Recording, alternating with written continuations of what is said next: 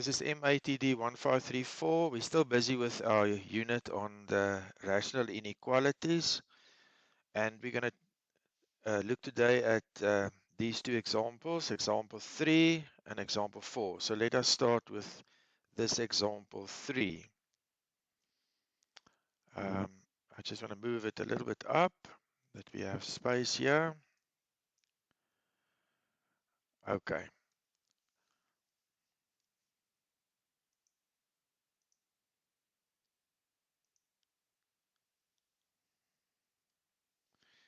Okay, so first of all, we can decide again, but I think I will go again to write down my restrictions first.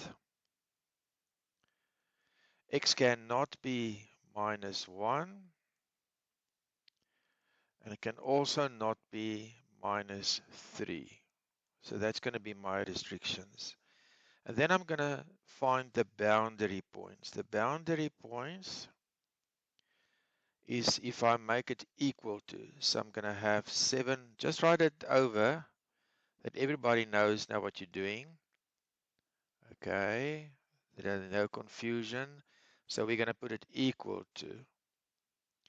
And we have stated we're only working out the boundary points. So we're not busy with the inequality. So nobody now can penalize us because we have placed a equal there. So it's important that you show that you are just doing the boundary points. Okay, now I can do my multiply with a common multiple or cross multiplication. But let's say we're going to multiply with the lowest common multiple. Okay, so that means that 7 minus x times x plus 3 must be equal to x plus 1 and 4 minus x. Okay, so just multiply out negative x squared, and we have, let's see, minus 3 and plus 7, it looks like plus 4x. And the 7 times 3 is 21. And this side we have x squared. And we're going to have plus 4x and minus 1x. It looks like plus 3x plus 4. But it must also be minus, né? Minus x squared. Okay, minus x plus 4x plus 4. It looks good. Now, the x minus x squared and the minus x squared we can remove from our equal because this is most like a balance. So if I remove this, I can remove that and it will balance again. So then I'm going to have 4x and 3x there. So it looks like x is going to be 4x minus 3 is going to give me x, and then the 4 minus the 21 is minus 17. Okay. Guys, remember you can ask questions to help as part of what we're doing now. So if you agree, it's good. If you don't, let us just look at it. So let's just check again. It's minus x squared, and we've got 7x and minus 3x. That should be 4, and we have the 21. On this side, we have the minus x squared. We've got the 4x and the minus x. That must be 3x, and we have the 4. So the minus x squared is gone. And 4x minus the 3x is going to give me x. And if I take over the 21, of course, it's minus, and plus the 4, it looks like it's minus 17. All right, so that's the only boundary point here. So now we can go to our number line and put it up for us here. All right, let's go there. And let's see. There we've got our number line. I think I just want to go right. And then let us put now on the number line that belongs. So the restrictions was -1 and -3. So we can say there's the -1 it's not included. There's the -3, it's not included because it is a restriction. And then we've got like our -17 over here, but that is included because that is a boundary point. So giving us then 1, 2, 3, and 4 regions again. So once again, we can, to make it easier for us, we can bring over, and we could have done that in the first step also if we would like to do that. It doesn't matter. So we can say, okay, 7 minus x. I mean, I can see here at the top, what I'm trying to say is I can see here at the top it's greater than. So if I bring this over to that side, I must then test for greater than, which is positive. So let us just bring this over that everybody just understand. So I'm just going to bring over the right-hand side. I don't care how I write it now because this is just for the testing. Okay, and then I have x plus 3. And then I have greater than 0. So I had to test for positive. So positive will be true and negative will be false. Right, so now I can go to my calculator and I can go test by taking numbers inside the region and just enter them exactly as it is there. So I'm going to take -18 for the first one. It should be in region 1. So I'm going to say on my fraction mode 7 minus -18. Be careful there, it's -18 over, and then -18, okay, plus 1. Then I'm going to go to the right, minus fraction mode again, 4 minus my -18 over -18 plus 3. Just make sure that you enter absolutely correctly in. I'm getting a negative, and we said negative is false. So here I have false. Okay, so let's get a number. Let's go for -10. That should be inside the region 2. So let us go back, and we're just going to swap the -18 now for -10. So backspace, put a 0. Backspace, put a 0. Just make sure that I do it correctly. Go to the other fraction. Backspace, put a 0. And backspace, put a 0. And I did make a mistake, so I must just correct it here quickly. I must have -10. -10 plus 3. Okay, yes, I get a positive. That is true. Positive is true. Okay, guys, there's nothing funny going on here. So this will be false again. This will be true again. But please do not just decide you're going to do it. You're going to be in trouble if you just decide to do, you know, false, true, or negative, positive, like in school. Be very careful. Rather check. But for time's sake, I'm going to say there is no funny things going on here. So we should get true, false, true, or true, false from the right-hand side. Okay, so my last step will just then be to write down now my answer, and we're going to do it in interval notation again. So we're going to write, let me just get the pen here, and we're going to just write now the true stuff. So therefore, my solution will be between -17, which is included, and -3, which is not included, together with the other true one, which is from -1, from -1 Okay, from -1 all the way to infinity. Remember our ends here, minus infinity and infinity. Okay, so that should then be the answer for example 3, the solution for our inequality. So any number that falls in those two regions, remember what the question was. So any number that falls into these two regions here at the bottom will make this inequality true, meaning that the left side here, the left side fraction, left-hand side fraction will then be greater than the fraction on the other side. So if I take the number -17, I'm going to get a bigger answer here than I would find here.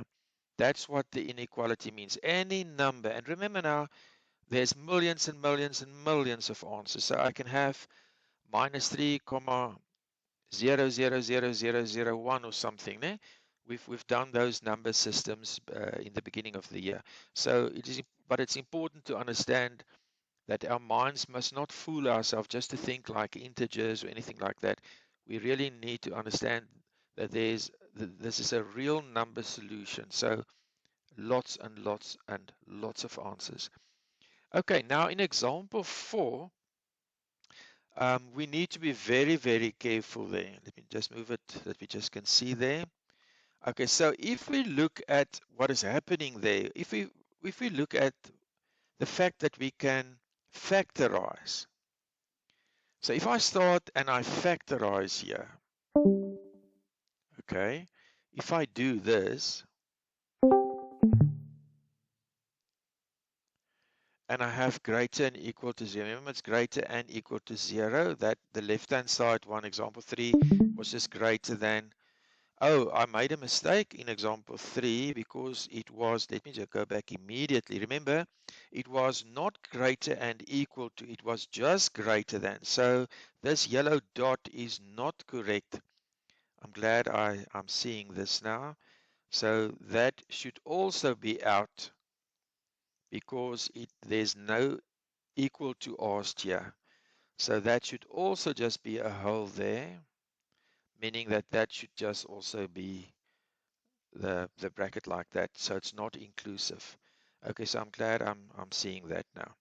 Right, so let's go back to example 4. So again here, but here it's asked greater and equal to. But here we've got a problem in this, not a problem, but something that we must be very careful of, and that is that we can divide this x out. So I can cancel this x, and I can say, okay, now I'm just going to have x over x plus 1, because that x can cancel out. Now you would remember when we did the graphs with the holes in it, that we said that you cannot remove a restriction. So what is still very important here then, in other words, is that when you write your restrictions, okay, if we start there again, okay, that's the catch here, then it's still that x cannot be 0 and x cannot be -1. That's the problem. So we can think that that x is going to give me the boundary point now, because the top will give the boundary point, because it's just a fraction now. But in this case, that x cannot be 0. It's part of the restrictions. Okay, so this is very, very important. So in other words, we will only have x and x plus 1 greater and equal to 0 here. Okay, and we must be careful now what we do if we um, do our number line and check our restrictions. Remember, we mustn't forget that also the equal to 0 has been asked here. Okay, so if I go to my number line, right, I'll keep it somewhere there, and we put on our number line, then basically we're just going to have the two restrictions then. We're going to have the 0 and the -1. We're going to have the 0 and the -1, and they both excluded, you see. They both excluded.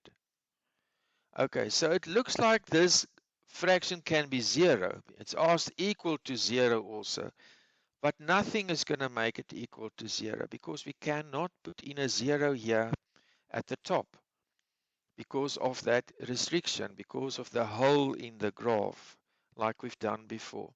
So, okay, we've got our 3 regions here, region 1, region 2, and region 3 now. We have the 2 restrictions in, forming now 3 regions. So we must just be very careful now. Let us test right in the top one. So in other words, we take a number greater than 0. Let's put my fraction mode on. I'm going to test in the top one. So I'm going to say fraction mode 1 squared. I'm taking 1 that is greater than 0. 1 squared over. And remember now, it's greater and equal to 0. So positive will be true and negative will be false, because we want to see for greater than 0. So I've decided on 1. So in the bottom, in the denominator, I will then have 1 squared plus 1. Well, that's giving me a half, which we can clearly see is 1 over 2. It's a half, which is greater than 0, which is then true. So this is true. Now we need to find a value between 0 and -1. Let's go for negative a half. Just be careful now that you are putting it nicely in brackets. Okay, so brackets, negative a half. Okay, be careful that you do not forget that it's the whole negative squared now. So close the bracket. So I've got my minus a half squared inside the brackets, and then at the bottom I do the same.